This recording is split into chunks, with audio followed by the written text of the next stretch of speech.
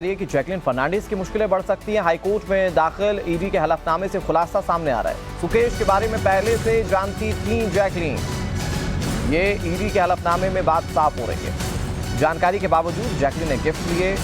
Conman Sukesh Chandrashekhar, जिनसे gift लेने को लेकर जैकलिन भी लगातार सवालों के घेरे में थी, अब उनकी मुश्किलें बढ़ रही हैं क्योंकि ईडी के हलफनामे में ये बात साफ हो गई है कि सुकेश के संपर्क में थी जैकलिन, उनके कामकाज के बारे में जानती थी। सुकेश चंद्रशेखर दरअसल मनी लॉन्ड्रिंग के मामले में जेल में सजा काट रहा है, जेल में बंद। और ऐसे में जैकलिन फर्नांडिस जो उनसे गिफ्ट लेती थी, पैसे लेती थी, सवाल इस बात को लेकर था कि क्या उनको जानकारी है इस बात की या नहीं है। और हलफनामे में जो ईडी ने हलफनामा दाखिल किया उसमें ये बात साफ हो जाती है कि ये जैकलिन को सब कुछ पता था। अनुज हमारे सहयोगी ज्यादा जानकारी के साथ जुड़ गए। अनुज, यहाँ से जैकलिन फर्नांडिस की मुश्किलें बढ़ती हुई दिख रही हैं।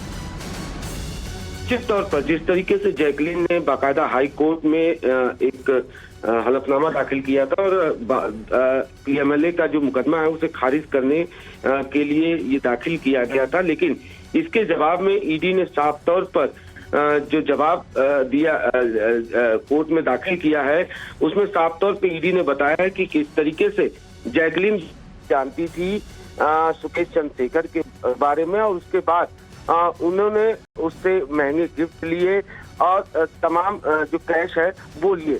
जाहिर तौर पर जैकलिन की तरफ से ये बताया गया था कि वो खुद सुकेश चंद्रशेखर का शिकार हुई है, वो सुकेश चंद्रशेखर के बारे में कुछ भी नहीं जानती थी। लेकिन इस हलफनामे में साफ तौर पर ईडी ने बताया है कि वो भली भांति जानती सुकेश के बारे में और कहीं न कहीं जैकलिन ने जानबूझकर आरोपी सुकेश चंद्रशेखर से अपराध से अर्जित आय लेने हाल फिलहाल में देखने को मिला कि जैकलिन को विदेश जाने की भी इजाजत मिली। हाल फिलहाल में देखने को मिला कि जैकलिन को कई रियायतें मिल रही थी।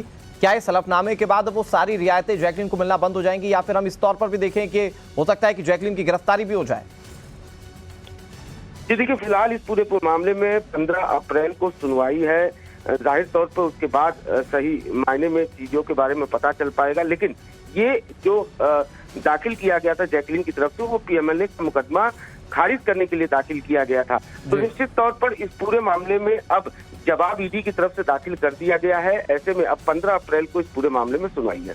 जी ठीक है अनुज, आपसे आगे भी जानकारी लेते रहेंगे। फिलहाल बहुत शुक्रिया आपका हमारे साथ जुड़ने के लिए और